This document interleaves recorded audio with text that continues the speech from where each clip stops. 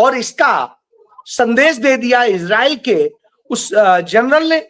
उसने live press conference में कह दिया कि भारत को हमने काबू कर लिया है।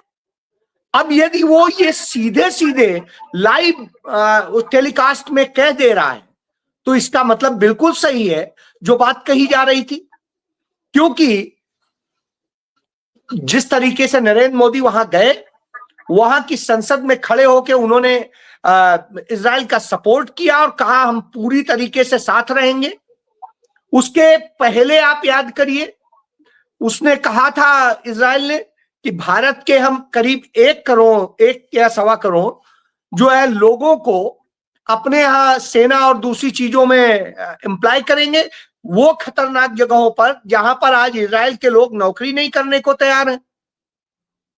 तो ये सारे आश्वासन मिल जाने के बाद नरेंद्र मोदी ने जो समझौते किए, जो मिनिस्ट्री ऑफ एक्सटर्नल अफेयर्स पे पड़े हुए, उनसे ही ये बात पता चल जाती है कि भारत सरेंडर कराया है।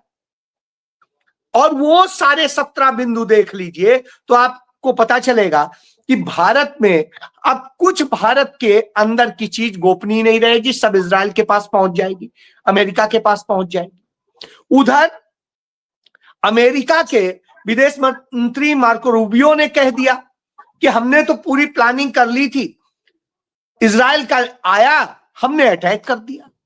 यानी वार्ता सिर्फ दिखाने के लिए हो रही थी, कहने के लिए हो रही थी दुनिया को, और वार्ता के बीच में ही आपने यह कर दिया।